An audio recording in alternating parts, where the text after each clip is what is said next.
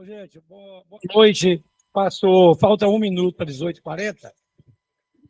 Falta 1 minuto para 18h40, segundo o Google. A gente tem que falar assim, né?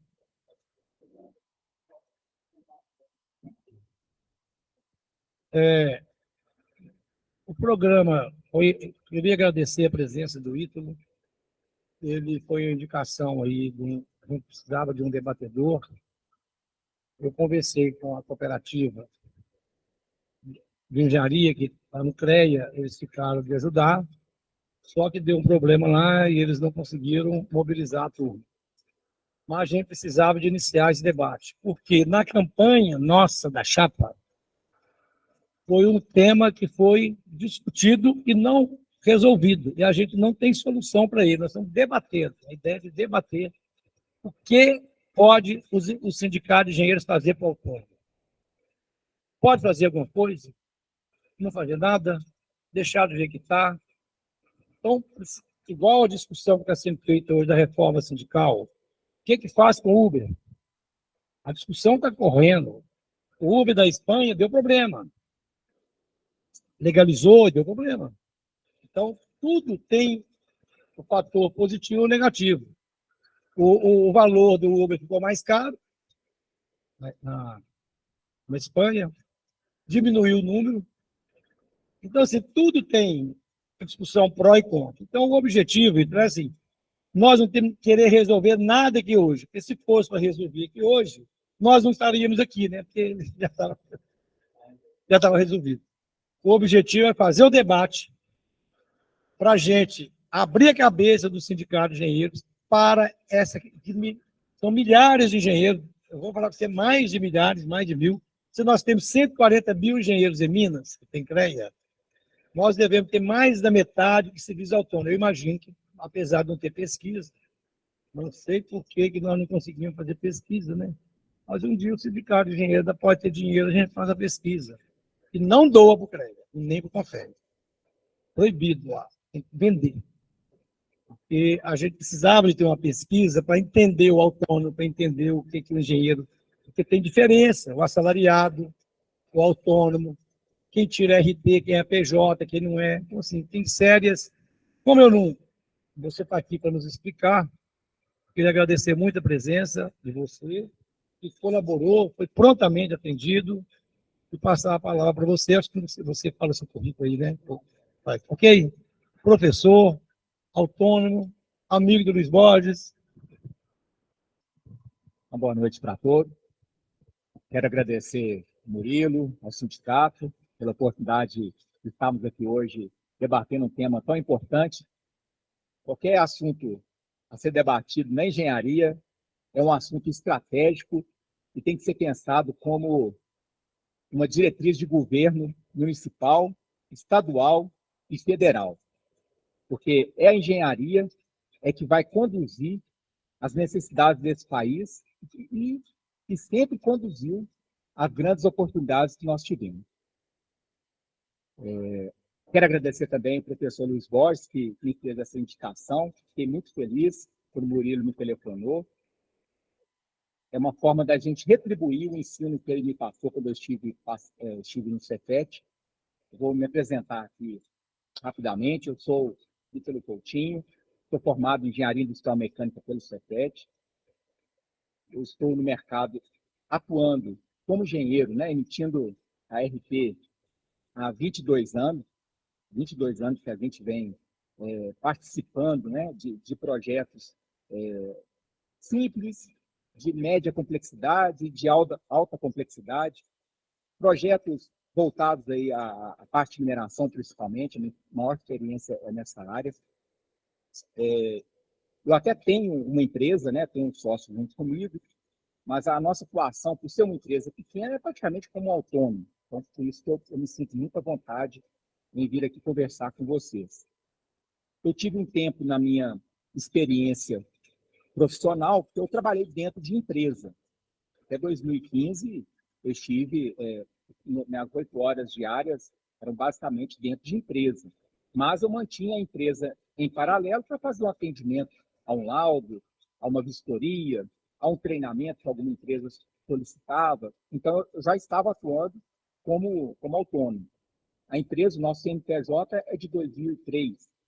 Inclusive, vou comentar aqui com vocês, né, sobre essas modalidades com as quais o autônomo pode vir a atuar, o que é correto e o que não é correto, do ponto de vista da minha experiência. Né? É claro que eu não sou contador nem advogado tributarista e de direito empresarial. Eu vou trazer para os senhores aqui a minha experiência. Bom, rapidamente, eu me formei em Colégio Tiradentes, lá no Bom Despacho, vim para cá em 94, final de 94, fui estudar engenharia no Cefet, trabalhei na distribuidora Caminhos Minas, com caminhão fora de estrada durante muito tempo, peças de reposição e manutenção de equipamentos. Me recordo que naquela época nós já fazíamos simulações em um software japonês e alemão, que era usado para fazer simulação de quantos equipamentos que você tinha que colocar na mina para poder retirar o material, movimentar o material e transportar o material. Então, o que nós estamos vendo hoje aí, né, de inteligência artificial, de simulações, isso já vem sendo aprimorado desde então. Então, isso vai ser ponto aqui da nossa conversa sobre as tecnologias. E depois eu trabalhei na Delp, trabalhei na Progen, trabalhei na Autotec, que hoje é MET, e desde 2015 eu tenho trabalhado apenas com a minha empresa, mas, de certa forma, como eu disse para os senhores aqui, como autônomo, né? Trabalhando com consultoria, tem alguns trabalhos de consultoria, alguns colegas que estão comigo aqui, que são meus que hoje me conhecem lá da consultoria, que eu presto, né, na área de engenharia organizacional, consultoria também na parte de contratos, de pleitos, e já tem uns 3, 4 anos aí que a gente tem feito trabalho como perito ou como assistente técnico de perito na área de engenharia mecânica. A minha trajetória como profissional, ela é um modelo que eu desejo para muitos, e que muitos aperfeiçoam esse modelo. Então, o modelo foi o seguinte: eu vim para Belo Horizonte, eu conhecia poucas pessoas. Eu começava a me envolver com as pessoas, nos eventos, tinha um seminário, uma palestra, né? Marquinhos estava fazendo alguma coisa lá no CREA, eu me inscrevia e estava lá participando. Sempre buscava participar, faço isso até hoje. A cada 2 meses eu me proponho uma coisa web e uma coisa presencial. A coisa web eu posso fazer no mundo inteiro, né? Onde o cara falar inglês lá a gente entende mais ou menos, português ok, né? Se falar umas coisas em espanhol a gente enrola, né? Mas assim, eu gosto de participar, de saber o que está acontecendo, né? Recentemente eu participei de um webinar que um grupo de engenheiros lá do Chile estava promovendo. Aí eu cheguei à seguinte conclusão, né? A gente aqui está muito mais na frente do que eles, né? E fiquei pensando, né? Por que a gente não está vendendo serviço para essa turma? Então, eu vou trazer isso aqui para o nosso debate também, tá? Eu lembrei disso quando eu estava fazendo o download aqui da minha palestra, aqui no meu caderninho aqui. Aí nós vamos falar sobre isso aqui também. Bom, então eu me proponho fazer isso até hoje. Movimentar, conhecer pessoas, conversar, ver gente. Eu nunca passei tanta depressão na minha vida nessa época da pandemia, que a gente tinha que ficar dentro de casa, porque era importante naquele momento. Eu tinha que respeitar aquilo que era colocado pelas entidades de saúde que estavam trazendo uma mensagem. E eu sempre pensei o seguinte: olha, primeiro eu cumpro uma norma, depois eu discuto a norma. Na engenharia, a mesma coisa. Se lá na BNT está falando uma coisa para eu fazer, eu vou fazer o que está na BNT. Depois, se por acaso eu não concordar com aquilo, ou se eu fizer uma segunda opinião, aí eu vou buscar pessoal mais gabaritado do que eu e do que aquela norma, né, ou do mesmo porte ali, para a gente discutir. Mas é uma mensagem que eu passo para todo mundo que trabalha comigo ou quando eu vou trabalhar para cliente. Mas aí eu trouxe 10 pontos aqui para a gente conversar. Um deles eu já dei um ampassão para os senhores aqui, que é meu histórico, minha história de vida. É importante dizer, né? Eu sou filiado ao sindicato. Dá certo lá, não tá? Aí, ó, viu, né? Muito obrigado. Eu não ia passar essa vergonha aqui em público, gravando ainda, né? Sindicato de professores, meus amigos ficam rindo de mim, mas eu sou empresário, como você participa desse tanto sindicato? Pessoal, tem nada a ver. Eu tenho que participar, eu tenho que envolver, eu tenho que saber o que está acontecendo, porque eu vou ficar só reclamando. A minha postura vai ser só de ficar do lado de cá reclamando. Eu tenho que estar lá dentro, vendo o que está acontecendo, trazer a minha contribuição quando eu for convidado ou quando quando houver oportunidade, né? Ou provocar também a gente algum questionamento, alguma dúvida. Okay? Sou filiado ao IBAP, né? Devido a esses trabalhos nossos aí de perícia, estou lá com a turma lá do Clemenstor. E, recentemente, aí, eu me criei também uma entidade lá de gerenciamento de projetos lá no Chile, eu tive um convite, eu sou filiado lá com eles também. Então, eu acho isso importante para a gente poder se envolver, sabe? Não estou dizendo que esse modelo meu eu vou querer repetir no meu filho, vou querer que meu filho do meu colega de trabalho, o meu colega de trabalho repita. Não, eu sempre fui assim, mostra a pessoa, olha, eu consegui bons resultados fazendo assim. Eu não tenho problema algum de sentar com a pessoa, explicar. Segunda-feira mesmo vai uma senhora, uma engenheira perita, lá no escritório para explicar para ela a câmera termal e o software para usar na câmera termal. Aí, mas você está ensinando e a pessoa vai ser sua concorrente. Eu não penso assim. Sabe por quê? Eu não vou gerar concorrência ali. Eu vou gerar uma parceira. Porque o dia que ela precisar de alguém naquele trabalho, ela vai lembrar de mim. E vice-versa. Se eu preparei ela, eu senti confiança no trabalho dela, ela vai ser minha parceira. Eu não trabalho com perícia que ela é monodisciplinar. Muito difícil uma coisa que é só mecânica. Às vezes tem lá o cara da elétrica, que eu preciso também, como eu falo, tem o cara da civil. Dependendo do tema, tem lá o da florestal, da engenharia de energia, por aí vai. Então, eu preciso saber quem são os bons profissionais que eu posso ter confiança. Segundo ponto que eu trouxe para os senhores aqui. O médico, na primeira semana que o menino, a menina vai lá para o curso de medicina, ele compra um jaleco, ela compra um jaleco. Um já chama o outro de doutor. Primeira semana. Não, eu estou falando isso porque a enteada do meu irmão lá, a Carolina, ela passou no curso de medicina, já tem um jaleco. Passou agora, começou agora. No primeiro semestre. Já comprou o jaleco, está lá o nome dela, bonito, o nome da escola. Existe um orgulho em dizer que eu estou trabalhando para ter aquela profissão. Né? O advogado, a mesma coisa. O rapazinho, a mocinha vai lá fazer o estágio lá no Ministério Público, no escritório de advocacia, às vezes não tem nem condição de comprar um terno, comprar uma roupa melhorzinha, a família já vai lá, ajuda, a avó ajuda, não sei quem ajuda, já tem aquela postura. Porque faz parte, inclusive, do código de vestimenta deles, depois que eles formam, né? A OAB cobra isso dele. Ô, Ítalo, você está cobrando que a gente chame um ao outro de doutor? Você está cobrando que a gente tenha uma vestimenta melhor? Não, mas eu estou trazendo aqui uma discussão seguinte. Se eu sou autônomo, eu quero vender um trabalho, eu preciso passar confiança. Nós somos seres da imagem. Nós somos seres da imagem. O que eu vejo é o que eu acredito. Se eu vejo algo positivo, eu acredito naquilo, aquilo me dá confiança. Então, se eu tenho uma boa postura, uma boa apresentação, isso já é um primeiro cartão de visita. É a primeira chegada no local. Agora, tem que saber diferenciar também, né? Eu vou fazer um trabalho dentro do escritório, eu vou chegar lá de bota, capacete, todos os EPIs, papapá, aí exagerou, né?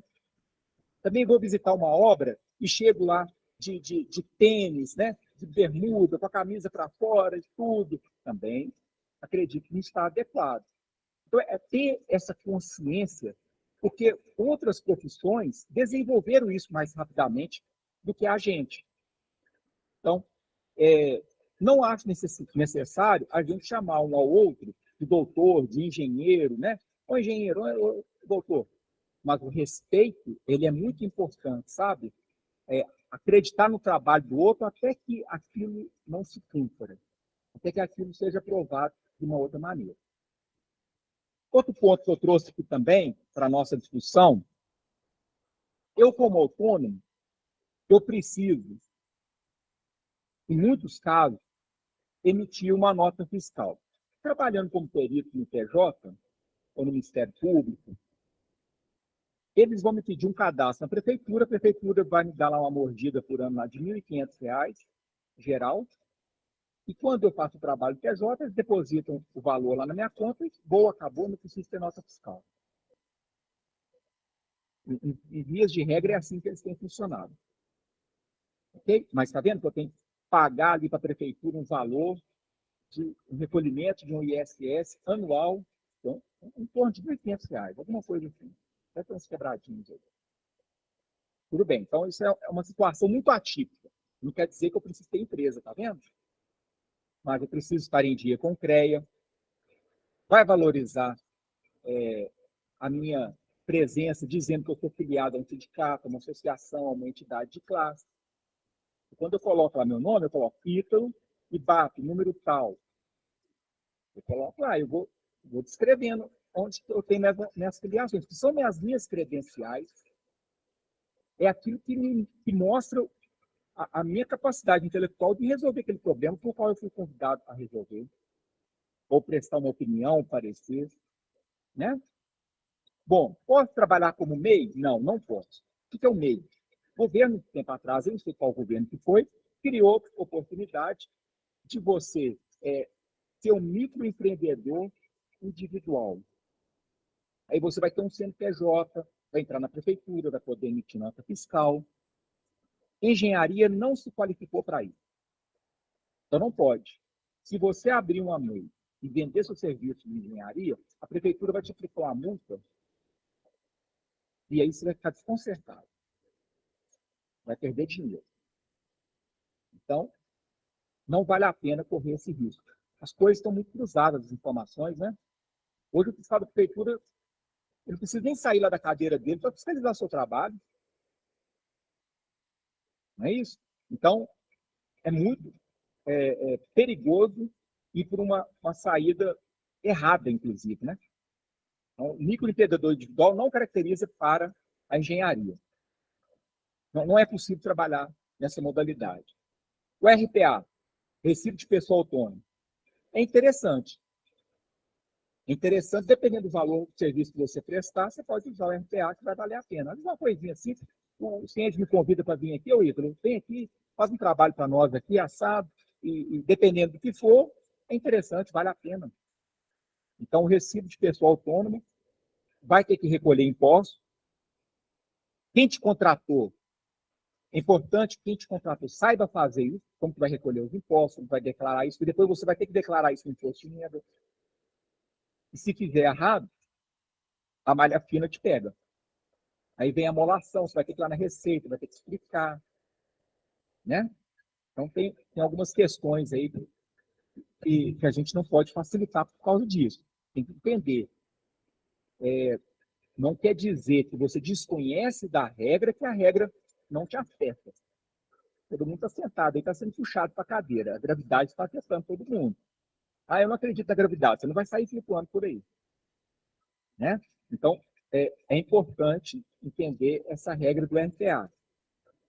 Perfeito. Aí vamos chegar agora em você ter um CNPJ. Abrir um CNPJ como engenharia vai te gerar um custo para você pagar um contador, não ser contador, seja seu amigo, um custo mensal para o contador, um custo mensal para o lugar onde você escolheu manter sua empresa. Alguns condomínios em Belo Horizonte não permitem você registrar a empresa. Lá no nosso condomínio, por exemplo, onde eu moro, apesar que são 14 famílias, um prédio simples, pequeno, muito tempo atrás a turma combinou de não abrir empresa naquele endereço. Não sei por quê. Não pode. Está lá no regulamento, lá nas regras do condomínio. Não é possível. Então você vai ter que alugar o endereço. Aí vai ter um custo. Por exemplo, tem um coworking, a gente trabalha com ele, é parceiro da gente aqui na Rua Guaífe, em frente ao McDonald's, que ele cobra R$ 180 para você alugar o endereço. Aí você vai poder usar o endereço. Se você pagar R$ 800, você tem, não, R$ 600, você tem um endereço, mais uma baia de trabalho, que você pode ir para lá 24 horas, 24 horas mesmo. Se não sair daqui e quiser ir para lá trabalhar, a gente pode trabalhar. Pode deixar suas coisas lá, computador, tá. Não está vendo? Você tem o contador que vai te cobrar mais ou menos um terço de um salário mínimo, uns R$ 500, R$ 400, o contador, mais o lugar para ter a empresa, né? Para manter a empresa. Então, está vendo como o CNPJ já começa a te impor uma série de regras? E a sua tributação, aí você pode, dependendo do quanto você faturar, você pode caracterizar como super simples ou simples nacional. A tributação vai sair na casa de 19%, 20%, depende da tabelinha lá do que você está faturando. Estou falando aqui de experiência nossa lá da empresa. Ou seja, se você vender um serviço por R$1.000, vai chegar no seu bolso 790 líquidos. Nós estamos começando a falar aqui de um assunto que é formação de preço. Correto? Muito bem. Então, eu falei, da MEI, não pode. MEI não pode. Você está sendo ilegal, imoral, né? E correndo risco ainda de tomar multa. Então, a MEI não dá para ir pelo caminho. O RPA, que é o Recibo de Pessoa Autônoma. Pequenas situações é possível. Mas é importante você saber sobre a retenção do imposto de renda. Senão depois vai ter problema com a receita, com a malha fina. Tem um outro caso, que é a nota fiscal avulsa. Qualquer cidadão brasileiro pode ir na prefeitura onde o serviço foi prestado, a prefeitura daquele município, e requerer uma nota fiscal avulsa. Aí vai incidir ali os impostos, aquele negócio todo, você vai ter que recolher, você vai ganhar uma guiazinha lá para recolher os impostos, e o vai se resolver. Tá? Nota fiscal avulsa é possível. Então eu não preciso ter uma empresa para poder emitir nota fiscal? Não. Você pode toda vez lá na prefeitura e emitir a nota fiscal, mas vai te dar esse trabalho, tá vendo? E outra coisa, eu vou deixar o seu perguntar. Outra coisa, por exemplo, vamos imaginar que você... 15. Como é que eu vou estudar? Tá. Vejam bem. Tá. Então vamos lá. Se você vai trabalhar para uma empresa, como o próprio CREA, o próprio sindicato, que vai te pedir um cadastro, você vai ter que vir aqui conversar com o pessoal de suprimento, de compras deles, para ver se eles vão aceitar você prestar um serviço com nota fiscal avulsa. Então, tá vendo? Você já tem que começar a ter um relacionamento aqui, entender. Talvez é uma regra financeira que não aceita. Cada financeiro trata as coisas de uma forma que ele se sente seguro. Não tem regra comum para todo mundo. Não adianta você falar assim, não, mas está na lei, eu quero assim. Não. Se você não quiser, você não vai prestar serviço para aquele pessoal. Essa é a realidade. Trabalhar para uma Vale, pode esquecer. Se você não tiver um CNPJ, vamos pegar um extremo, né? Trabalhar para uma Vale, pode esquecer. Se você não tiver o CNPJ, você não consegue. Não vai fazer o seu cadastro e tudo. Perfeito? Então, assim, essas são as modalidades que eu comentei com vocês aqui. Um outro ponto é a questão comportamental e de postura. O que eu tenho percebido muito no dia a dia? Nós viemos de uma escola que a gente foi convidado a fazer. Nós somos seres humanos que foram treinados, programados para fazer. A gente não é programado para planejar, para pensar em situações adversas que podem acontecer. Qualquer trabalho pode ter uma situação adversa. Eu não conseguia chegar aqui hoje de táxi. Como teria que fazer? Eu vou chamar o Uber. Mas se o Uber não estivesse funcionando, o que eu iria fazer? Eu pedi minha esposa para me trajeto de carro. Se minha esposa não pudesse, não, ligar para o Murilo, tem que arrumar um colega para me pegar aqui. Quer dizer, né, essa é uma sequência interessante, você testar as oportunidades que podem resolver aquele seu problema. Mas, em tese, a gente não aprende isso lá na faculdade. A gente aprende a soldar uma chapa na outra, subir uma parede, bem do fim. Explica lá para a gente como faz, né? Então, essa questão do planejamento, postura, comportamental. Eu assisti uma palestra de uma senhora, Anne Marie, ela é dinamarquesa, em 2018. Ela falou 3 coisas nessa palestra. No futuro próximo, né, as pessoas seriam muito sentimental, muito trabalho remoto, muita robotização de processo, serviço. Tem muita coisa que a gente faz hoje que você já joga no software e já sai o resultado. Agora tem que saber entrar com a informação em software. Tem muita coisa que nós podemos trabalhar aqui, a gente pode fazer um serviço, um serviço de consultoria, um projeto de engenharia, que pode ser feito lá para o Chile. Pode trabalhar remotamente. Agora, tem uma questão que todos nós aqui, porque eu estou vendo aqui que não tem ninguém aqui mais novo do que 30, 35 anos nessa sala com a gente. Né? Todos nós aqui temos uma experiência de vida muito grande, isso é muito bom. Né? Estamos muito dispostos a vir aqui, aprender, a conhecer, é o primeiro passo. Existe uma coisa que está acontecendo nesse momento, que é o seguinte, isso aqui, ó, em cima da mesa. A valorização das minorias. Se isso está certo ou está errado, não nos cabe julgar. Nos cabe entender o seguinte, é um fato e a gente tem que saber conviver com isso. Toda pessoa que trabalha hoje com engenharia, a mocinha que acabou de formar lá 23, 24 anos, tira uma foto e coloca no Instagram dela. Está vendo o sentimento? Traz um sentimento muito grande, um orgulho daquele trabalho. Qual que é o problema disso? Se você fala mais alto, mais firme, não estou dizendo mal educado não, tá? Se você é mais objetivo na fala, você pode ser mal entendido. Então, são mudanças de costume. Meu professor em sala de aula, jamais o Luiz Borges, né? Mas eu tive professores lá no Cefet, sabe aquele hot shield lá da família Dinossauro? Né? Mário Aires, não sei se você conhece ali dos irmãos Aires, foi meu professor. Parecia o senhor Rothschild lá da família Dinossauro. Chegava, batia a mão na mesa lá, vou falar aqui do corte da ferramenta na usinagem e tal. Né? Aí alguém perguntava alguma coisa, ele achava que o cara estava dando uma escorregada. Ô, rapaz, mas você não está fazendo essa pergunta, não. Constrangia o menino ali em sala de aula e tal, né? Mas todo mundo ria e todo mundo saía de uma boa e se resolvia. Às vezes, lá na ponta, na obra, a coisa esquenta, o futebol esquenta, igual o futebol que a gente joga aí com os amigos, mas a turma hoje, dos seus 30, 35 anos, ou um pouco mais para baixo, não está acostumada com isso mais. Não vai aceitar isso. Entenderam? Eu faço um trabalho comigo para saber compreender isso. Eu lido em sala de aula com uma geração muito diferente do que a minha. Se eu falar determinada coisa, determinada expressão, teve um dia que eu falei assim, vou judiar de vocês na prova. Aí depois eu recebi no particular assim, professor, eu sou judeu, quando você fala judiar, você está falando da minha raça, da minha raça, nem falou raça, né? Ele falou da minha etnia, alguma coisa assim. Ele foi muito educado comigo, muito.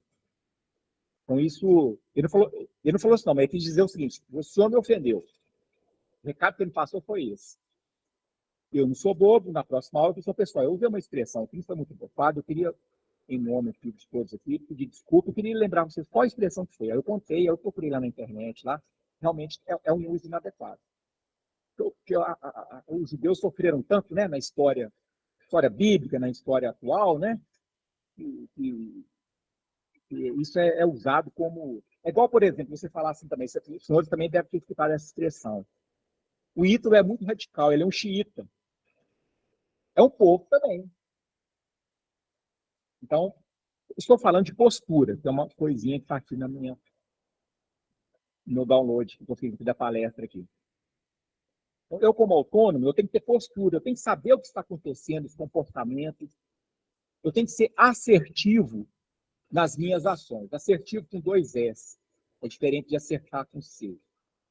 Assertivo com 2 S quer dizer o seguinte, eu vou ser objetivo, claro, sem constranger o outro.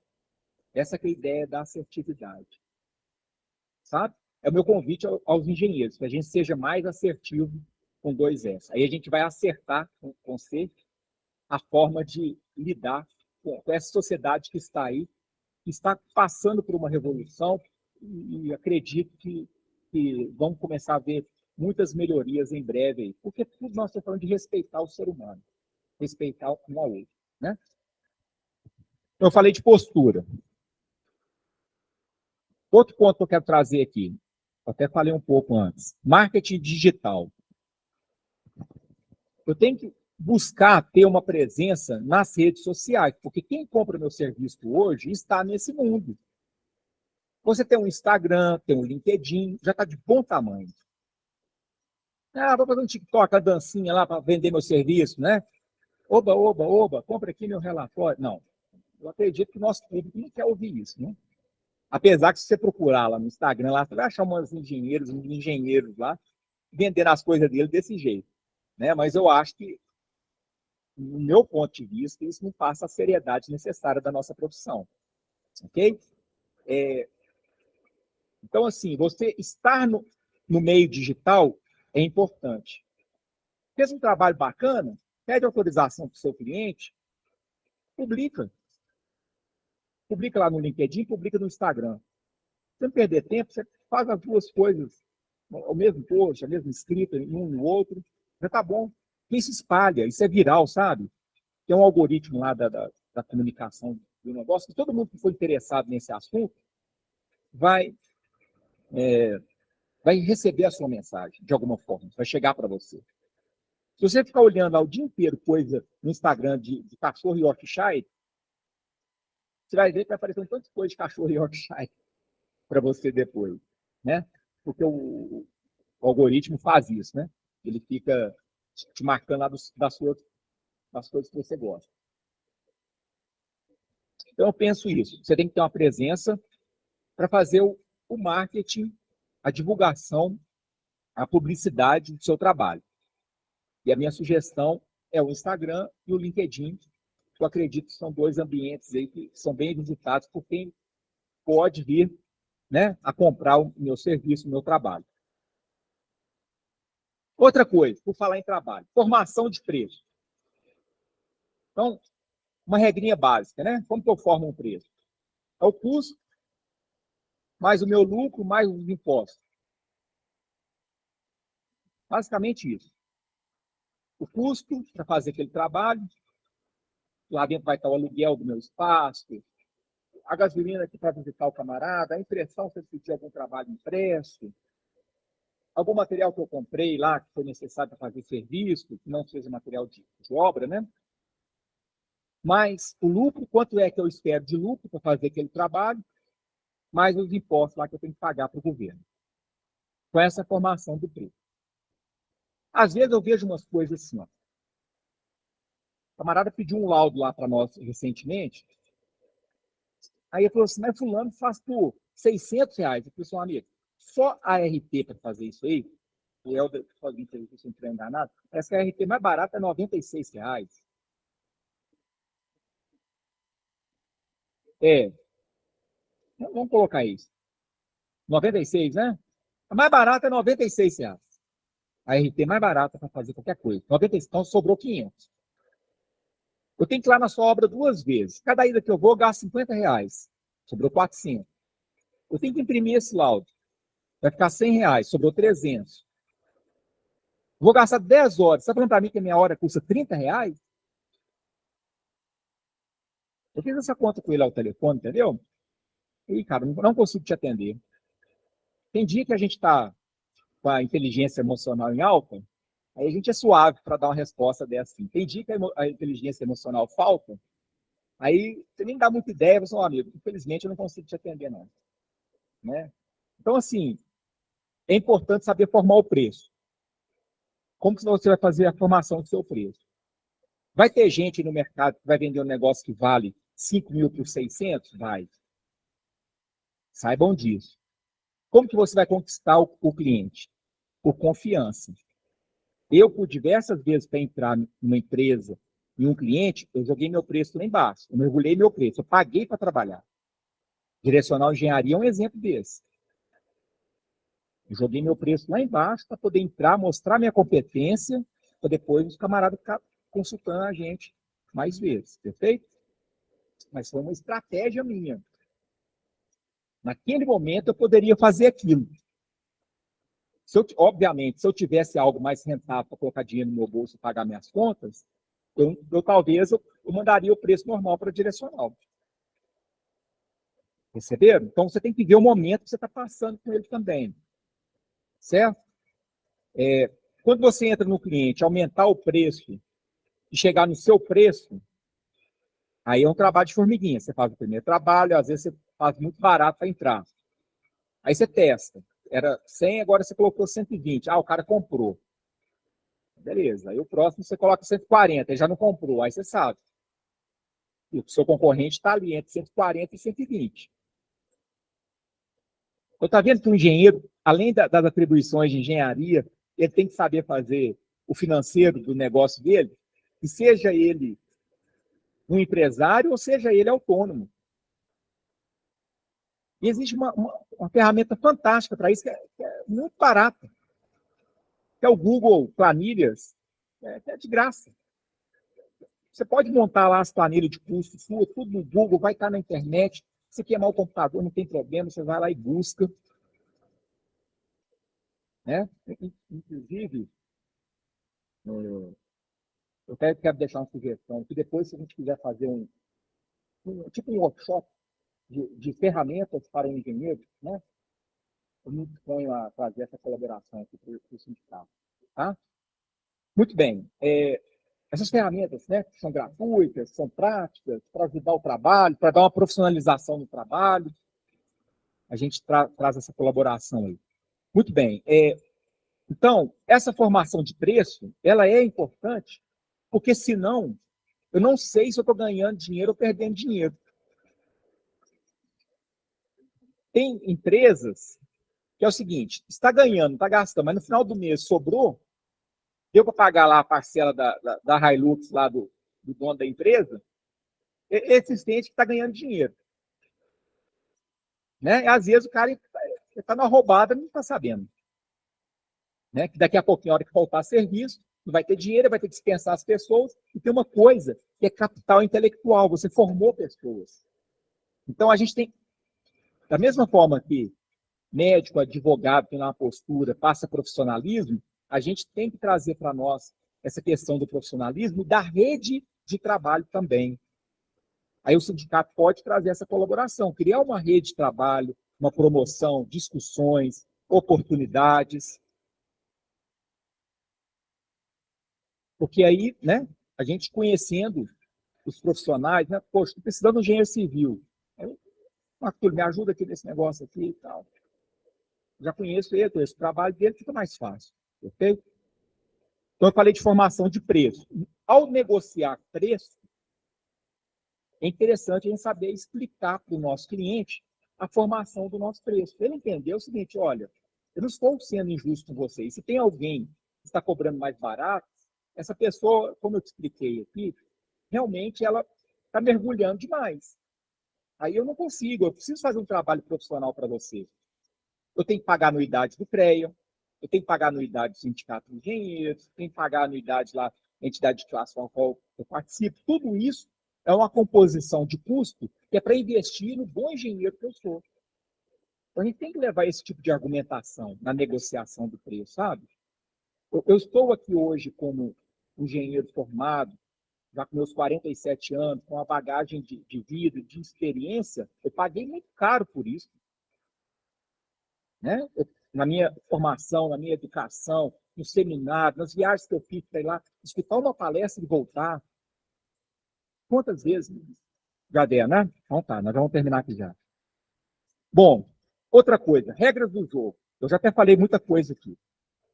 Você tem que emitir ART, é indiscutível. Então você está fazendo trabalho de engenharia. Tem uma discussão aí. O CREA notifica ou já multa? Poxa, é uma resolução do CONFEC que é para multar, não tem esse negócio de notificar. Helder estava lá com a gente na época que esse negócio veio firme e forte lá, sabe como que isso funciona. Tem que fazer uma pressão, ela em cima para a regra mudar e buscar um ótimo também, porque também não adianta avisar o ladrão que o ladrão avisar a gente, né, que a casa da gente vai ser assaltada. Eles deram se fosse assim, né? Então, meio termo aí também. E a gente, eu não enxergo isso como deduragem, como X9, né, que a polícia fala, né? Você dedurar o colega. Hoje tem um aplicativo aí no celular de todo mundo. Você viu que uma obra está sem placa, não tem um engenheiro presente, está fazendo a reforma perto da sua casa e não está tendo cumprimento lá das atribuições da profissão, denunciar. Você está fazendo bem para a sociedade, está fazendo bem para a sua profissão. Você está fazendo bem para quem mora ali naquela região, porque não vai colocar um Zé Mané ali para cuidar daquilo, vai ter que ser um cara que seja profissional. Porque quem é profissional não faz nada errado. Eu tenho 20 anos de empresa aberta como empresa de engenharia. Pode consultar a gente lá no cadastro do CREA, lá que vocês vão ver. Como empresa de engenharia, nós nunca tivemos uma notificação.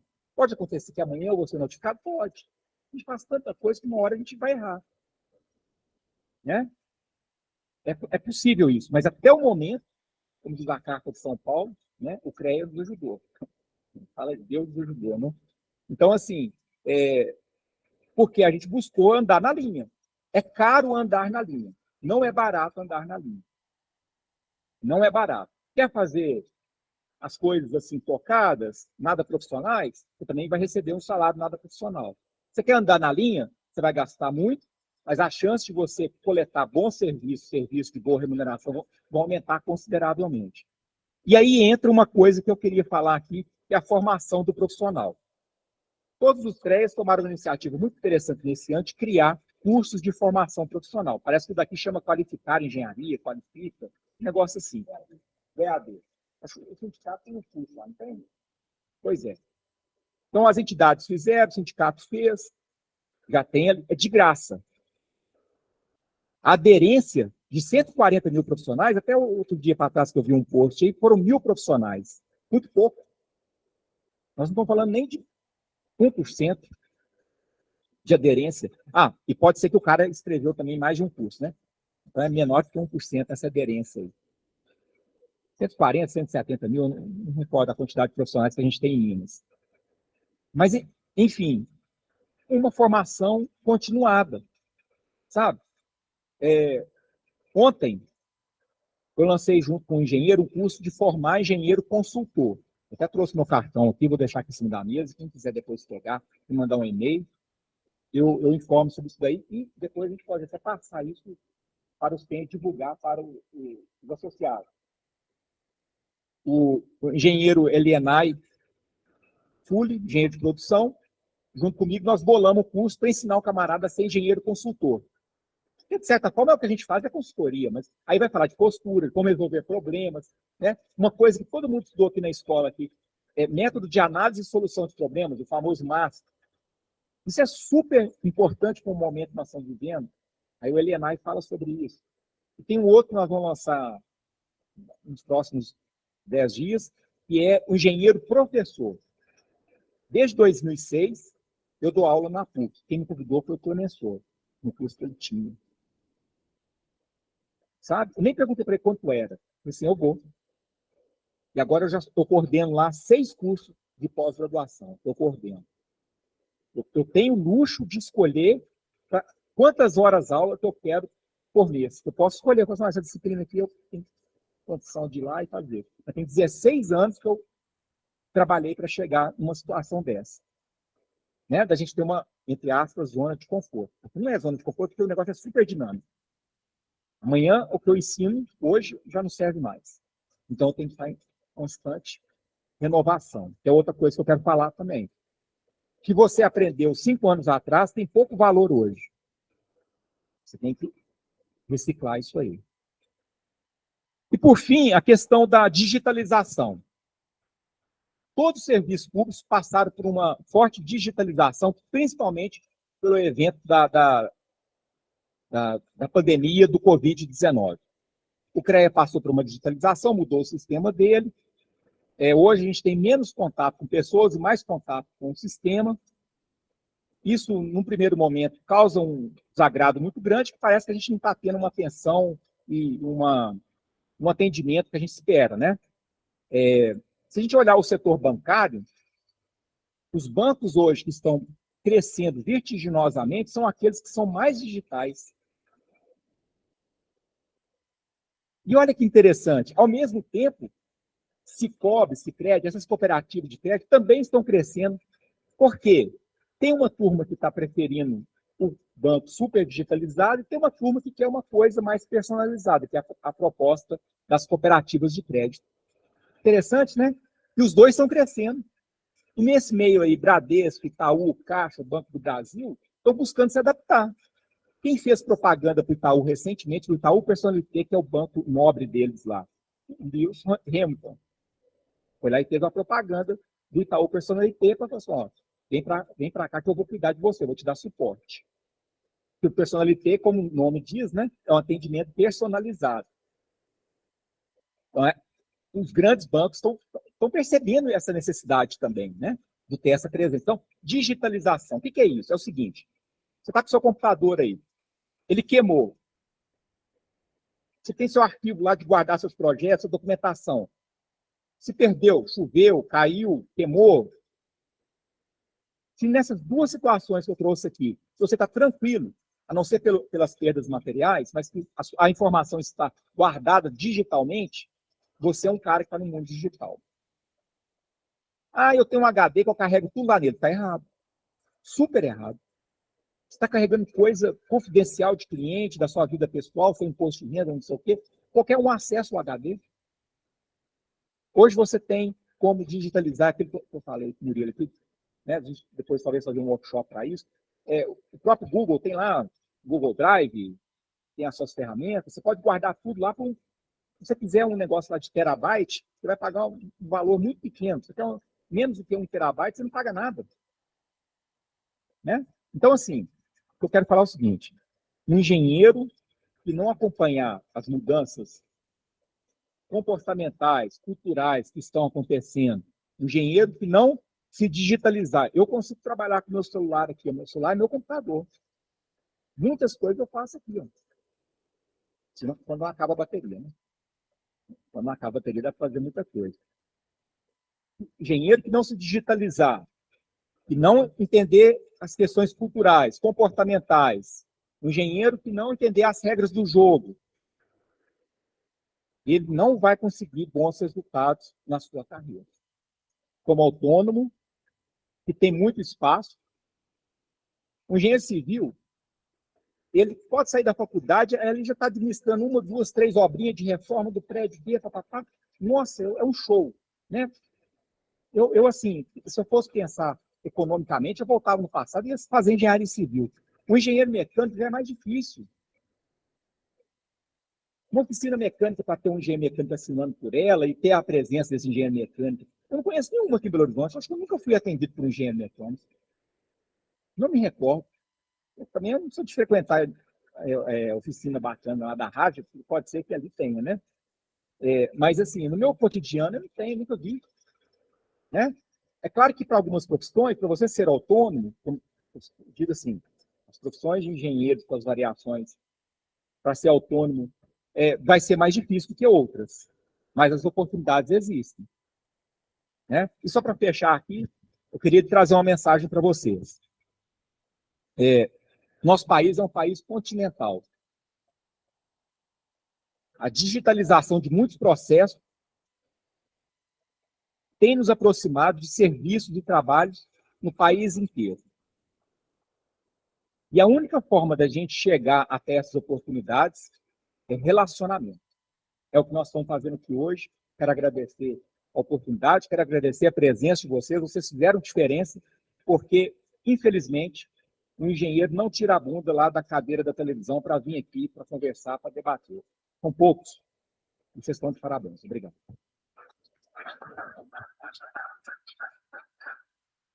Nós vamos abrir o debate, as pessoas falaram, depois volta você no final. Eu queria... Acho que a gente viu um tipo de autônomo, né? São vários tipos, mas hoje foi importante que a gente conseguiu achar um tipo. Esse é um, tem outros. Os outros, nós vamos fazer outros debates. Zé Flávio.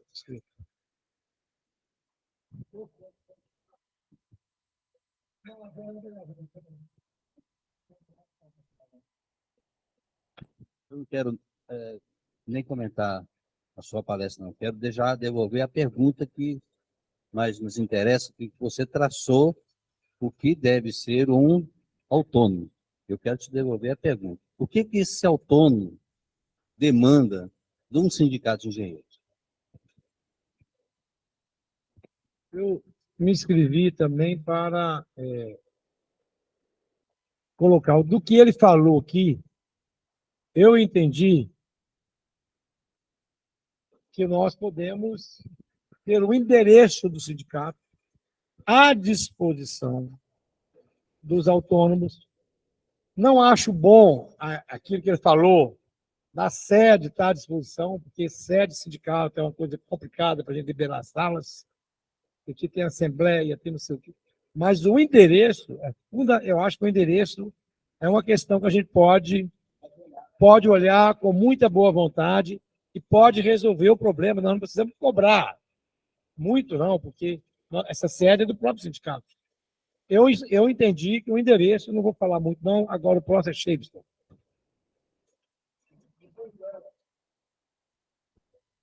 Primeiramente, parabéns, Ítalo, pela explanação. Foi muito enriquecedor para todos nós. Né? E, assim, e seguindo a sua orientação, você é assertivo. Pergunta objetiva para a sua resposta ser bem curta também, não te tomar tempo. Primeiramente, essa percepção que o Murilo teve, eu acho que a percepção de todos nós aqui, em relação, a gente já discutiu aqui em alguns momentos a questão de estabelecer, a gente tem um espaço físico muito grande com a diminuição do sindicato, né, como entidade, esse espaço de coworking, a gente já pensou nele, a gente não saiu da possibilidade, como o Murilo colocou, e claro, essa possibilidade, né, da gente abrigar endereços para esse tipo de profissional que você já apresentou aí. Então, eu queria saber a sua opinião nesse sentido. Você acha que isso há possibilidade de haver algum avanço nesse sentido e que isso traga algum benefício para esse tipo de profissional no qual você se enquadra? E uma dúvida que ficou aqui para mim, assim, não sei se os outros tiveram a mesma percepção, porque você falou do enquadramento do profissional, né, na questão da abertura de empresa, você falou do RPA, você falou do MEI, aí você falou, a gente precisa ter um CNPJ. Eu não entendi bem qual o enquadramento. Seria para empresas, porque tem aquela questão, empresa de engenharia tem a tributação mais alta, né? Tem aquela questão da indústria e comércio, que aí você pode, no caso de quem toca obra, ter uma tributação menor. Muitas empresas de engenharia se enquadram não como engenharia, mas indústria e comércio. No caso do autônomo, eu gostaria de saber qual seria a indicação mais apropriada que você teria, nesse caso, para esse profissional que se enquadra no seu perfil. É isso. Obrigado. Você citou um número aí de profissionais autônomos. O CREA hoje, nós estamos com um número mais ou menos chegando a 390 mil. Registrado no CREA. 390, o último número que registrou no CREA está chegando em 390 mil. Esse número é sequencial. Nós temos por volta aí, para ficar mais fácil fazer conta, 150 mil que estão em dia. Vão matar aí uns 20 mil, 30 mil, mais ou menos. 150 mil com 30 mil, 180. Nós temos 200 mil profissionais que morreram, né? Vão morrer um dia, mas que eles não estão registrados no CREA. Onde que estão? Será que tem quantos trabalhando como autônomo? Né, desses 200 mil? A gente sabe que tem um monte trabalhando de Uber. Né? Tem vários que são aposentados. Né? Geralmente, quando aposenta, ele não tem CREA. Eu aposentei, mas não tem CREA, que eu acho que todo mundo, esperando um ou outro aqui, está todo mundo mais velho, aposentou e mantém CREA. Mas, assim, será quantos são autônomos? E o autônomo, tem vários que têm CREA, porque onde que ele vai prestar serviço quando ele está trabalhando, o pessoal exige RT. Entendeu? Esse número aí é meio duvidoso, porque nós temos 200 engenheiros que ninguém sabe onde está. Está por aí, pode estar distribuído em vários grupos. Todo médico tem CRM, senão não trabalha. Todo advogado tem um AB, senão não trabalha. Agora, engenheiro não. Tem 200 mil perdidos por aí. Quantos são autônomos? Né? E, já que você citou aí a 1047, você falou aí, eu vou falar o que eu tenho vivido. Eu não escondo ninguém, né? Quem que eu estou apoiando para candidatura a presidente do CREA, Gil Queiroz. E nós temos viajado, a questão da 1047 está penalizando demais o profissional. Demais. Por quê? Tem uma lei aí que eu não sei qual que é, que ela dá direito de defesa. A 1047, se você pegar o pé da letra, ela é até inconstitucional. É uma resolução do CREA, do CONFEA, né? Todos os CREAs têm que seguir, não segue, tem vários que não seguem ela, né? Mas está penalizando muito, porque não dá direito de defesa.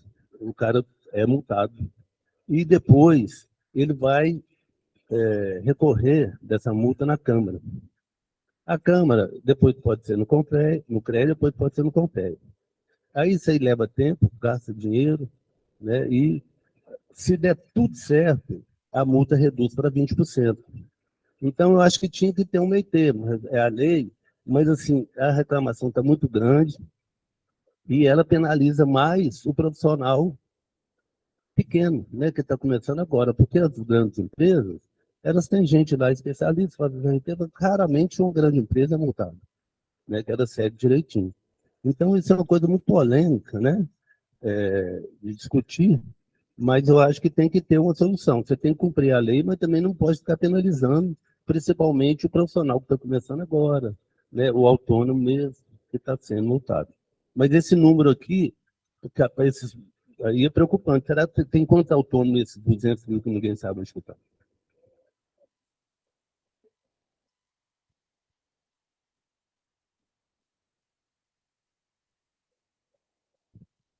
Boa noite, parabéns pela apresentação, boa noite a todos. Você é concursado, não creio? Ah, mas você era concursado? Não, só estou adulto. Boa. Eu queria fazer dois comentários. Assim, eu acho que todas as representatividades da engenharia, elas deviam, em alguma extensão, se empenhar para que houvesse algum tipo de legislação para proteção do exercício da profissão de forma individual. Eu não digo como autônomo, ou como MEI, ou como pequena empresa, mas da forma individual, né, como profissional liberal. Eu atuo dessa forma há mais de 20 anos, e a gente percebe, a gente tem o desenvolvimento de um arcabouço legal trabalhista que foi sempre focado na relação formal de empresa e empregado, né? Isso foi sendo driblado. Hoje, por exemplo, existem inúmeros engenheiros que se formam e não fazem CREA porque o cargo deles não exige que eles sejam engenheiros. Eles são contratados como analistas, seja lá o que isso quer dizer. E eles entendem que não vale a pena para eles gastarem mais de R$ 600 por ano para uma coisa que eles não são exigidos em nada. Então, eu acho assim, que realmente as entidades representativas da engenharia, elas deveriam, alguma extensão, debater e buscar compreender uma forma de legislação e também desse condição e protegesse o exercício do profissional liberal, no caso da engenharia. E uma observação pequena dentro do que você falou, e foi aquela hora que eu levantei a mão, eu tenho quase certeza que a Prefeitura de Belo Horizonte, através de um decreto 17174 de 2019, ela aboliu a emissão de nota fiscal avulsa. Então, agora é só com o CNPJ. Tá? Obrigado e parabéns mais uma vez. Parabéns ao Senjo pela promoção desse encontro. Eu queria antes passar a palavra para o Ito. Helder, eu não consigo trabalhar com esse número seu. Para fazer uma pesquisa, eu pedi os números oficiais do CREA. O CREA me informou, no início desse ano, que tinha 140 mil. Tá? Então, esses 140 mil é que eu considero, que o CREA considera. Se eu for fazer uma pesquisa hoje de engenharia, os 140 mil que tem CREA, que pagam CREA, eu vou fazer uma pesquisa com esse, que os outros eu não sei. Então, aí eu não sei nem o número, mas o número que a gente trabalha hoje, ativos, que tem CREA, que paga 140 mil. Desses 140 mil, É a pergunta que ele fez. Nós não temos nenhuma pesquisa para dizer quantos são autônomos, quantos não são. O assalariado raramente precisa do CREA. O assalariado não precisa muito do CREA. Um ou outro. Não precisa. Quem precisa de CREA é autônomo. Então, essa aí eu não tenho condição de falar. Mas eu queria só dar essa informação. A pesquisa hoje é 140 mil. Claro que no final desse ano vai aumentar, né? Vai aumentar. Agora, a quantidade de engenheiro que tem desempregado, que não tem CREA, eu não tenho a menor condição. Eu não sei onde você tirou esses dados. Se tivesse, era bom, né? Para a gente saber, né?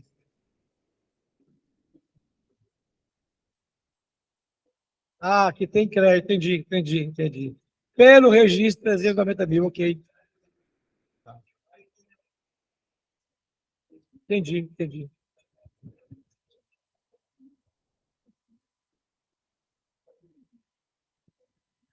Tá.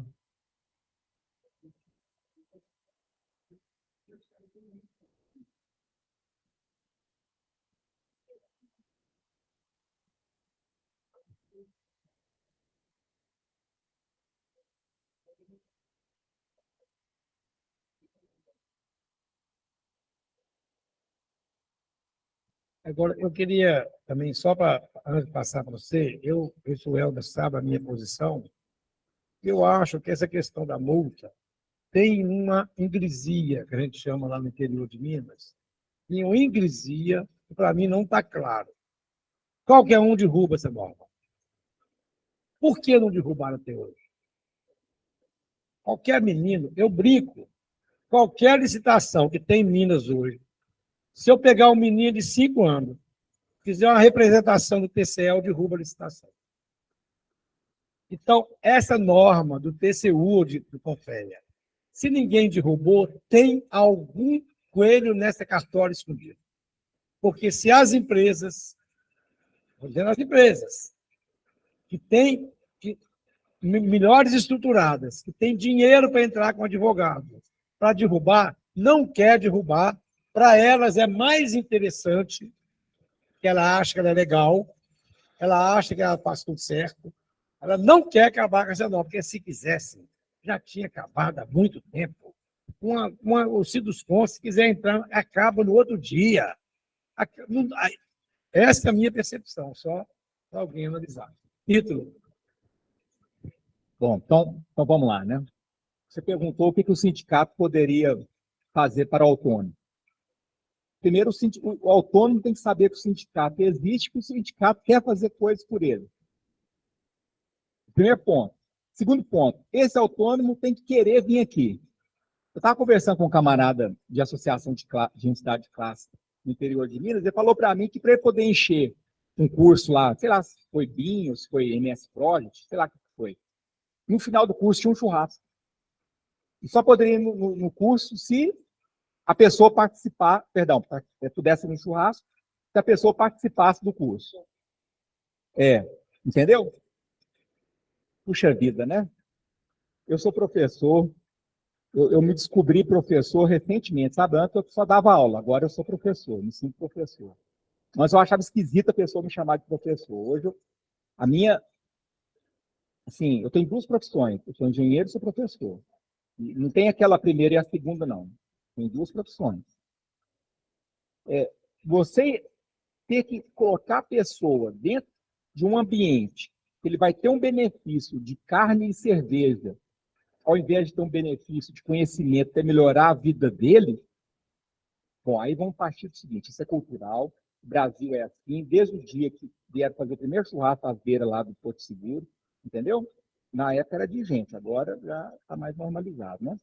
Então, não tem jeito, é da nossa natureza, está no nosso DNA, essa nossa querência pela zona de conforto, para depois a gente batalhar para melhorar as nossas condições. E a gente tem uma coisa também, que é um paternalismo muito forte.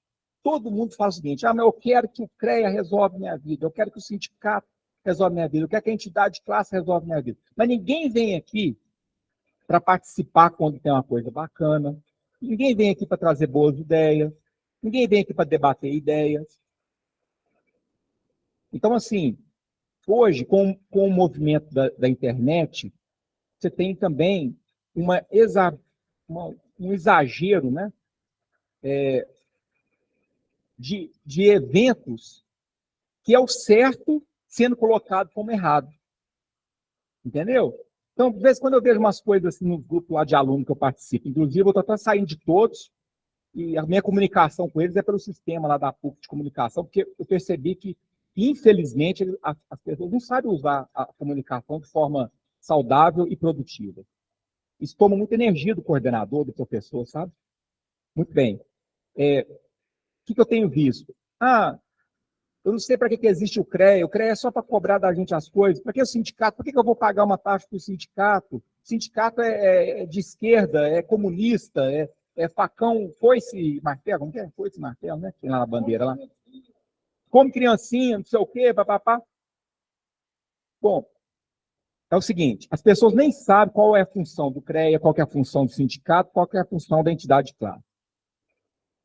Então, respondendo a sua pergunta, primeiro, o sindicato vai ter que aparecer, vai ter que fazer TikTok, você vai ter que dançar, Murilo, um TikTok lá.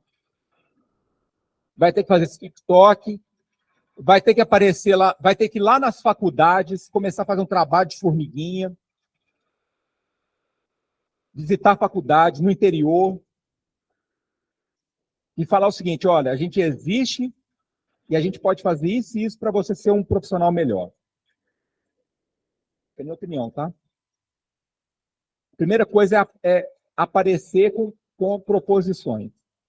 Aí, naturalmente, as coisas vão acontecendo. Faz um workshop disso, um workshop daquilo, e vai promovendo, né? Coloca aí, vê a questão legal de colocar aqui o endereço para o engenheiro montar a empresa dele, aquele que é autônomo, né? Vê a questão do co-work, tem que ter só um cuidado para não concorrer, porque me parece que o CREA tem uma ideia similar, senão você está gastando energia aqui, eles estão gastando energia lá, e não usa lá nem cá. Né? Tem outro foco, né? Tá. Né? Que bom. Bom, enfim, só esse ponto. É que eu vi uma propaganda deles recentemente falando sobre isso. Então, eu acho que eu respondi a sua pergunta, né? Trouxe mais provocações do que responder, né? Talvez. Depois, o colega lá, você pergunta. Qual foi a sua pergunta mesmo? Tem que verificar juridicamente e tal.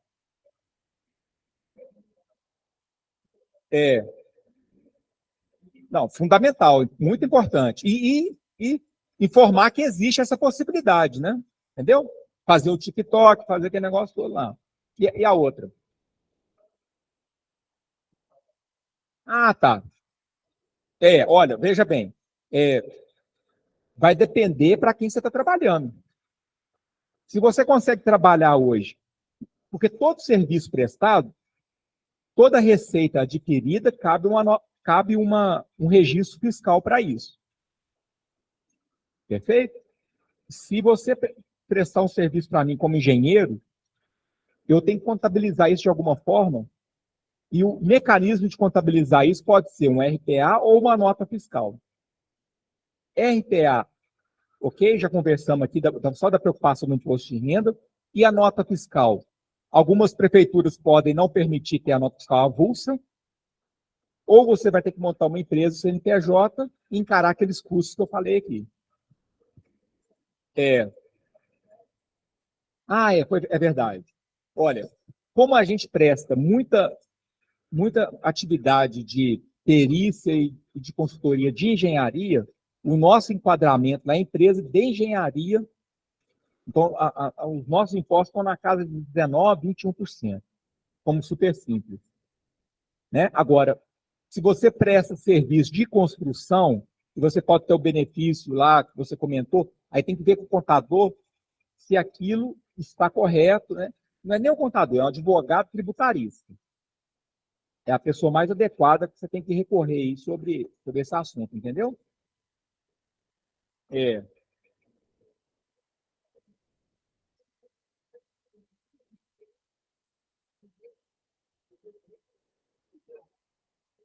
é.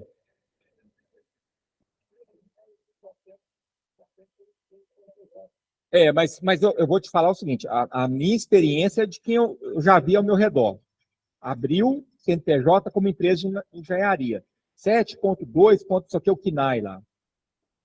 Aí eu sempre sugiro agregar também treinamento e cursos, não sei o quê, porque pode ser que um serviço que você está fazendo, você está dando um treinamento. Você vai lá dar um treinamento para operar o grupo gerador, vai dar um treinamento para o cara operar uma máquina. Você não precisa. Aí, o treinamento, você tem uma tributação menor, 10% a 11%. Entendeu? Agora, você não pode fazer gambiarra, né? Você foi lá me vender um serviço de engenharia, um cálculo. Aí, para poder ter uma tributação menor, vamos colocar de treinamento? Tudo bem, o risco vai ser seu.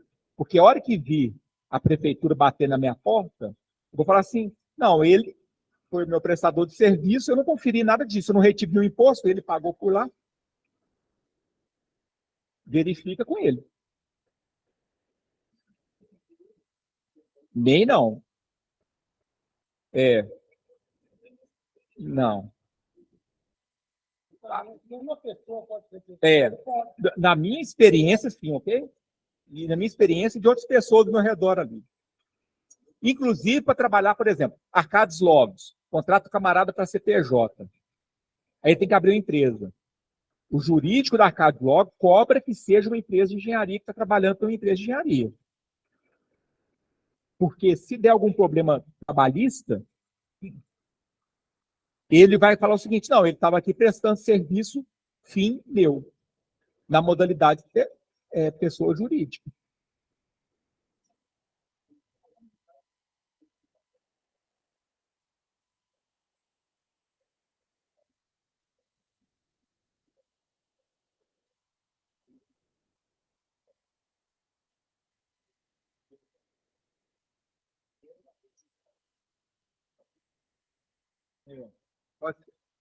Não tem problema, não. A regra é essa, exatamente. Aí, o Helder falou aqui sobre a questão do engenheiro, que a turma está reclamando, não sei o quê. Aí cabe, sabe o quê? O CREA, o sindicato e as entidades de classe ensinar o cara a fazer uma RT. Ninguém nunca foi lá na escola me ensinar a fazer RT. Sabe como que eu aprendi? Pegando o 0800, ligando e fazendo a RT. Para fazer tudo certinho, não ter problema. Isso é uma coisa, né? Emitir a RT, perfeito? Se eu estou prestando um serviço de engenharia, eu tenho que ter um contrato ali estabelecido entre as partes, mesmo que... isso foi um ponto que talvez eu não deixei muito claro aqui. Mesmo como autônomo, a minha sugestão é sempre ter um contrato. Paga um advogado, amigo seu ali, que vai fazer um serviço num preço mais camarada, faz um contrato padrão, e a cada situação você muda só o objeto. É muito desagradável você não ter contrato e dar uma zebra. A empresa não te pagar, o cara sumir. E depois você vai lá no cartório lá para protestar o título, o valor, seja lá o que for. Você tem nota fiscal? Foi emitida nota fiscal? Foi emitido um contrato? Não, não foi. Então, não tem como seguir com essa cobrança.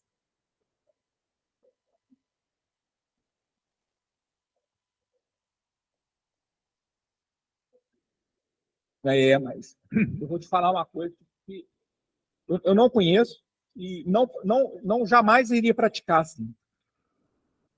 Porque você vai correr um risco muito grande, né? E para você perder amigos, é só você trabalhar para o outro sem ter contrato, não é isso? Então, um provérbio aí que fala um negócio assim, um ditado. Pois é. Aí dançou. O Alex comentou com a gente sobre a questão da nota fiscal. E qual foi a outra coisa, Alex? Sim. Pois é, foi importante. E foi importante você falar disso, que é o seguinte: o camarada que é autônomo, ele vai ter que pagar a previdência dele privada ou o INSS, ele vai ter que recolher isso daí. Você pode recolher, no mínimo, um salário mínimo, quando você tem a empresa. Você recolhe, no mínimo, por um salário mínimo, entendeu? É obrigatório isso. Essa questão você vai ter que recolher. Eu posso recolher para mais? Pode. Aí você vai ter que conversar com um advogado tributarista, talvez um contador muito esclarecido, você fazer um arranjo lá de contas, que é o seguinte, ó, eu vou recolher mais para o INSS agora, vou guardar esse dinheiro lá na conta lá do INSS e tudo, lá na frente eu vou receber isso como minha previdência, né? Como aposentado, minha aposentadoria. Pode ser feito dessa forma. Eu, particularmente, acho complicado, porque as regras podem mudar, né? Eu penso em trabalhar pelo menos mais 20, 30 anos pela frente. Então, 20, 30 anos pode aparecer um tanto de coisa aí de reforma previdenciária, de regra do jogo, que é diferente do que eu tenho hoje. Então, eu recolho sobre um salário mínimo. Eu pago lá 140 e tantos, todo mês, só para recolher para a Previdência. É um ponto importante a ser pensado, porque, inclusive, o presidente Lula falou ontem, junto com o Biden, que era a preocupação dos empreendedores individuais, que é o Uber. Eles comentaram sobre isso, porque lá nos Estados Unidos é um grande problema, igual é o problema aqui no Brasil. Quem está protegendo esse pessoal socialmente? Nos Estados Unidos, você não tem SUS, não. Dá uma zebra lá, você vende sua casa. Às vezes, quando a gente vê um filme, o cara teve que hipotecar para pagar a doença da mãe. Você deve ter visto esse tipo de filme aí, né? Eu tenho agora uma cunhada que está morando lá. Ela me falou que, assim, se você não tem condições de pagar a sua saúde particular e outras condições, né? Como sua aposentadoria privada, etc., o Estado não te protege em nada. Então, ontem, no encontro dos dois, né, me chamou muita atenção isso, porque o Murilo já tinha me convidado para vir aqui. Foi bom você ter tocado nesse assunto, porque eu lembrei disso aqui. Essa proteção do empreendedor individual. Agora, quem é o empreendedor? Porque é o seguinte, o cara que trabalha de Uber do jeito que nós estamos vendo aí, na minha opinião, aquilo ali é um escravo digital. Aquilo ali é um absurdo, aquilo ali. O que está acontecendo ali, entendeu? Ele não consegue, ele não sabe fazer conta ali para manter o carro, manter a saúde dele. O cara trabalhar 14, 16 horas. E a Uber favorece isso, né? Que se ele conseguir tanto no final de semana, ele ganha um bônus. É um negócio complicado, né? Então, o Estado tem que ter uma forma de proteger esse camarada também. Aqui no Brasil, bacana, a gente tem várias formas. Lá nos Estados Unidos, lá que foi o toque que nosso presidente falou com ele, né? Com o presidente americano, que era justamente essa questão para ele. Eles vão ter que resolver isso aí, porque senão a força de trabalho lá é maior do que a nossa. Então, você vai começar a ter problemas de drogas, por exemplo. Não sei se vocês viram na cidade de Filadélfia, que é aquela cidade do filme lá do Rock Balboa, lá, né? Do boxe. O pessoal andando nas ruas, igual zumbi, por causa de uma droga lá, de opioide, um negócio bravo lá, que estava uma pandemia desse negócio, sabe? K9, uma droga brava lá.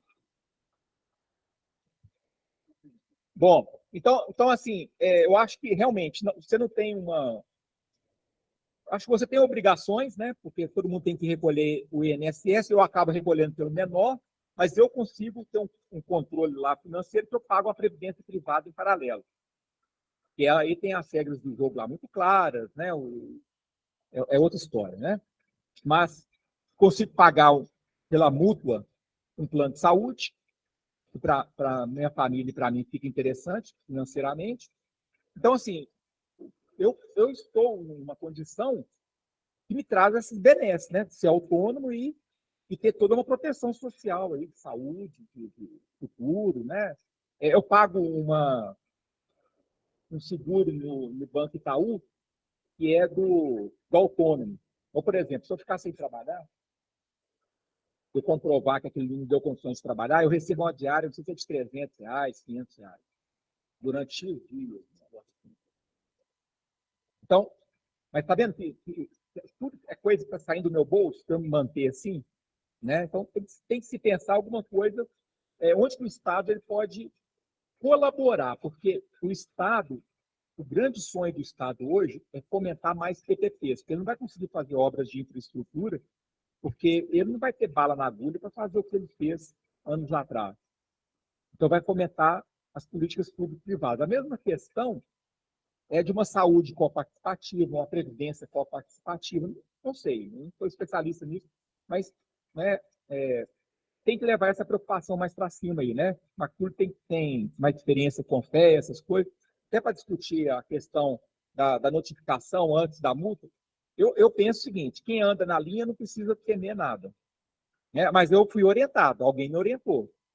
Ou eu busquei a orientação.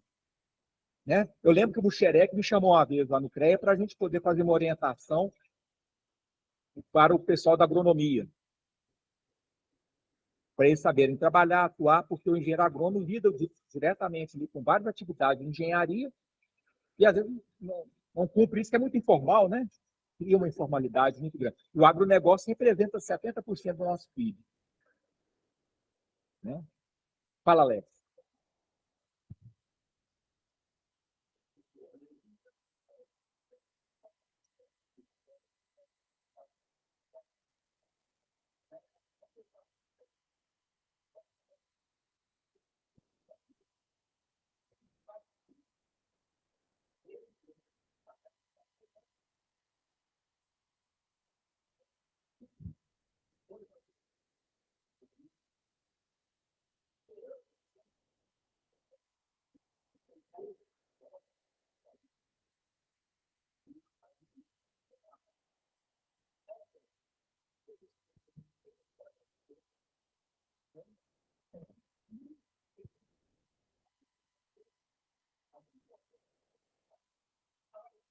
É porque ele recolhe tudo lá, né? É.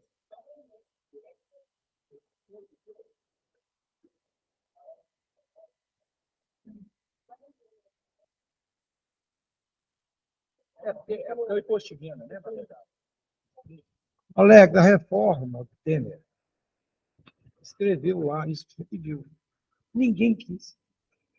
A experiência, nenhuma empresa quis contratar o autônomo individual.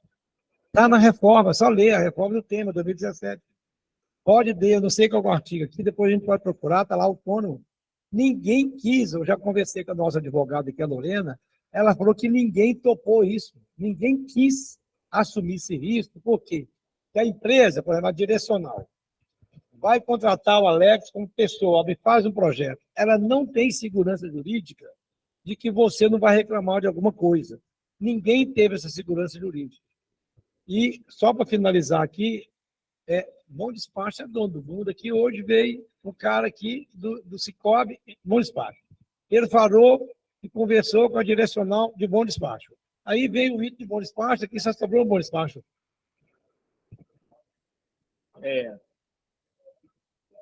Claro. Opa.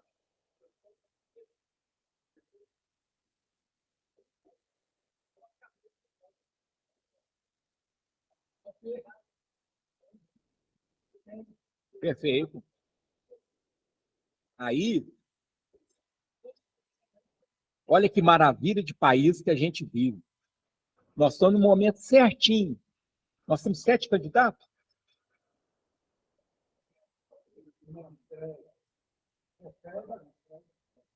Não, CREA. CREA são o Gilson, o Marcos, o Rodrigo, o Gilberto é um rapaz mais novo, um rapaz mais novo, moreno, assim, cabelo lisinho e preto. Eu já vi na internet. Isso. Então, nós temos 4 pessoas para procurar, para falar assim, ó, companheiro, mostra para mim seu plano de trabalho lá no crédito dos próximos anos. Ah, eu não tenho. Pô, esse cara já não me interessa conversar com ele. Primeira coisa. Ah, você tem plano? Mas tem. O que você tem lá para falar sobre o assunto proteção da categoria do autônomo? O que você vai batalhar para nós lá, você vai procurar? Porque senão a gente deixa essa turma... mas você me desculpa, mas... Né, eu acho assim... entendeu? Porque eu penso o seguinte, a nossa forma de fazer política é essa, é de tomar lá da cá, e não está errado isso não, é assim que funciona, né? É nosso jeito de trabalhar, né? Se tiver na legalidade, nas coisas corretas, toma lá da cá, não é assim que o presidente faz lá com as emendas parlamentares, para ele poder ter os votos que ele quer, ele dá o dinheiro lá para poder o parlamentar investir na região dele. Pronto, é assim, a regra é assim, né? A regra não, perdão, o costume é assim, né? Talvez não tenha regramento para isso, e também não tem nada que impede. Então, assim, é o momento da gente conversar com esses 4, né? Dos 4 eu conheço muito bem 3, eu acredito que são pessoas muito capacitadas para ouvir e vão ponderar e vão se posicionar, né? Eu acho que a questão é toda essa. É o momento correto para isso. A gente tem que ter pessoas que vão dar voz a essas inseguranças que nós temos hoje, né?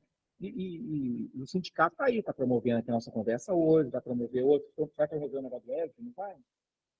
Amanhã, um assunto que está super importante. Todos os discursos da ONU lá falaram sobre questão de zero carbono, né? Questão de mudanças climáticas, não sei o quê. Que é um dos assuntos do ESG é a questão do ambiental, né? O ESG não é um ambiental. Exatamente. Então, assim, o momento é agora, né? Da gente chamar essa turma aí e falar assim, ó, bacana, qual que é o seu plano de trabalho, o que você pensa sobre tal coisa? E cobrar desse pessoal, é a nossa hora, né? Se eu quero ter um conselho forte para defender a minha profissão, que eu me orgulho tanto dela, esse conselho tem que estar atualizado para as necessidades do profissional. Você falou, o início da sua palestra foi muito interessante, porque nós não temos marca. A engenharia não criou marca nenhuma. Talvez por ter muito poder no início, ganhava um salário altíssimo na época, tinha pouco engenheiro, não criou marca. Você vê que os arquitetos brigaram e tem uma marca hoje, arquiteto é uma marca. Tá? As pessoas têm alguma marca. Você falou médico, ok. Odontologia, tem sua marca. Enfermeiro tem sua marca. Então, nós tivemos essa dificuldade de ter marca. E a gente, isso que você falou, é um debate para a sua geração, a minha já perdi. O CREA nunca quis e confere fazer esse debate, essa discussão sobre engenharia. Assim, aprofundar isso. Vou dar um exemplo. O DR, para ser diretor lá, tinha que ser engenheiro. Hoje, qualquer um pode ser. Pode ser. Até o diretor de projeto pode ser qualquer um. Ninguém reclamou, ninguém se dignou. Lá, o diretor jurídico tem que ser advogado, por lei. O projeto não precisa. O de manutenção não precisa. O de obra não precisa. E o diretor-geral não precisa. Alguém se dignou? Não. Eu fico indignado. Só eu, não adianta nada. Porque se o senso comum, ninguém se indignou, significa que a maioria concorda com isso. Porque se o CREA e o CONFEA quiser, liquida o DR. Liquida. Vai lá e olha o que estão fazendo. Vai lá e olha o que estão fazendo. Multa. Entra na justiça, derruba. Não tem DNA para isso hoje. Podemos até criar um DNA, talvez a sua geração. Eu acho que tinha soluções, mas tem que ser soluções de mais coragem. Eu acho que nós não vamos ter toda essa coragem. A coragem que o Aloysio Vasconcelos falou no debate de privatização, nós estamos faltando essa coragem. Então, eu acho que a gente tem essa questão de... A outra questão que a gente tem também, que a gente não conseguiu resolver aqui, é a questão que você falou hoje o jovem, né, sabia a linguagem. Se a gente não ficar atento, a gente não pode. Nós somos muito velhos para estar em DA, procurando palestra escola, mas nós vamos ter que voltar para a escola, não tem outro jeito. Ou nós vamos para a escola, não vai ter ninguém aqui. Né? Eu acho que a gente tem que repensar isso. Mas o que mais me preocupa é a nossa marca. A gente não tem coragem de defender a engenharia. A gente não tem coragem. Eu fui lá na Assembleia, a oposição não quis nem me escutar. Eu, por questão de passado, eu consegui conversar com o relator do projeto, com o relator do Zema. Ele falou, sinto muito, mas vai passar, nós vamos tirar. Por quê, Murilo? O governo quer, eu não vou ser contra o governo, não, eu vou tirar. Está errado, mas eu vou tirar. Mas, quem é que foi lá? Para começar, ninguém sabia. Por quê? O CONFEA e o CREA não tem gente lá para acompanhar no dia a dia a Assembleia Legislativa e o Congresso. Porque foi uma emenda, o Zema foi muito esperto.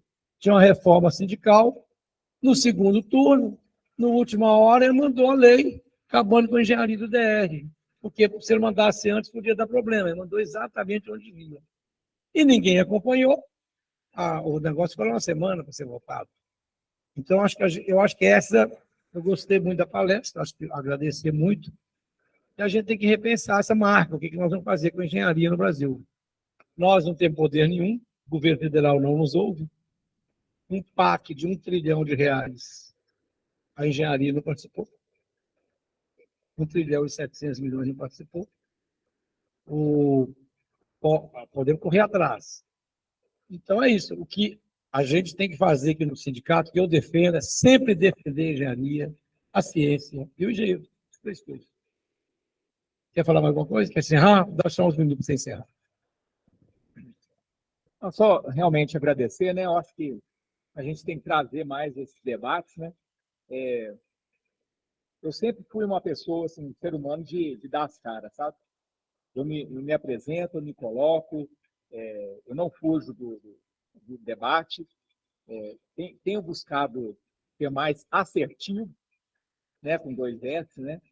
Às vezes a gente lá na nossa juventude, a gente é mais cheio de energia e essa energia não é muito bem direcionada. Mas, assim, pode tudo. Mas a gente tem que ir lá conversar com essa turma na escola, sabe?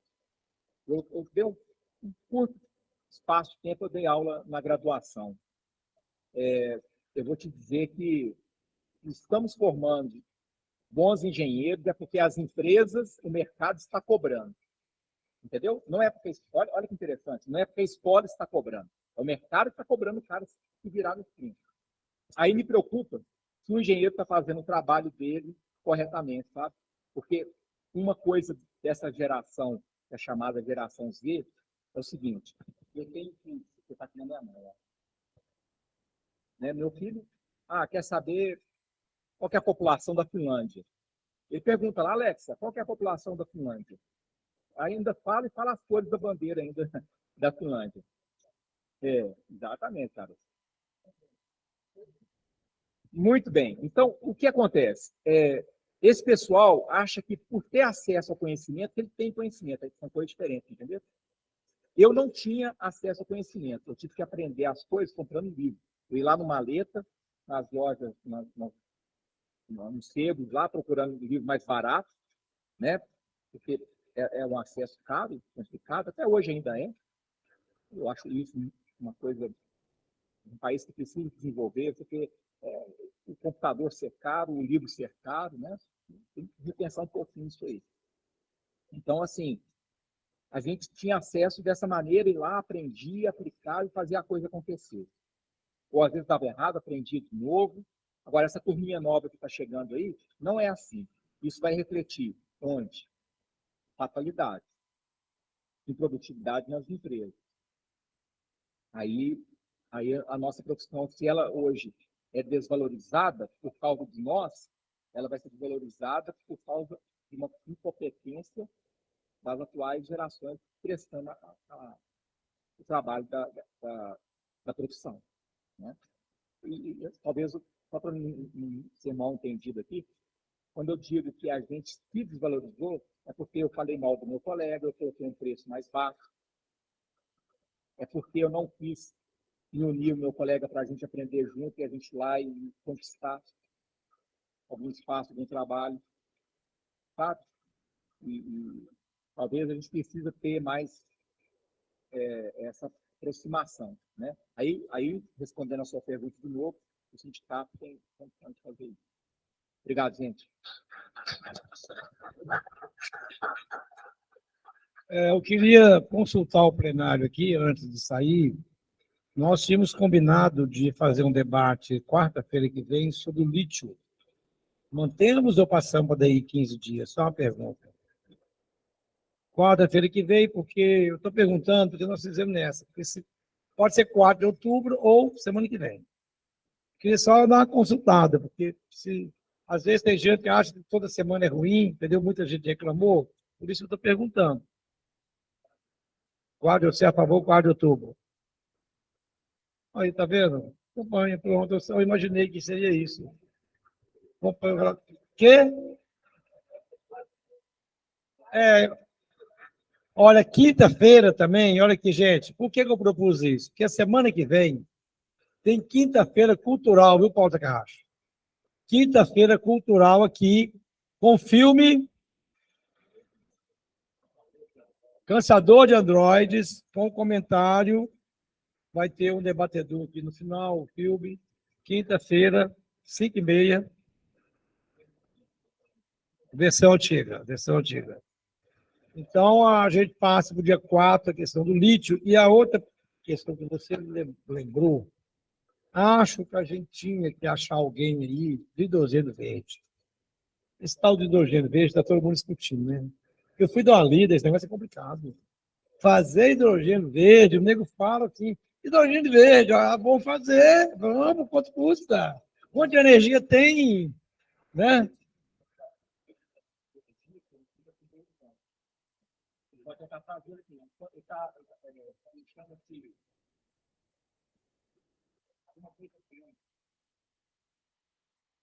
Ok, beleza. Talvez tem que pensar a gente fica falando assim, tem umas coisas assim, não estou nem falando mal, estou só constatando. No ano de 2000, a Apolo Erindia falou assim, aterro sanitário acabou no Brasil, não pode ter mais. Até hoje tem aterro. Ela pensou um negócio que não existe tecnologia para queimar o lixo, menos de $1.500 a tonelada. Então, nós não temos dinheiro para isso, nós não criamos tecnologia, ninguém pesquisou. Né? Então, muito obrigado, gente, um abraço, próximo debate, lítio, quinta-feira, dia 4 de outubro. Se os debatedores não puderem, a gente muda outro dia. Um abraço a todos.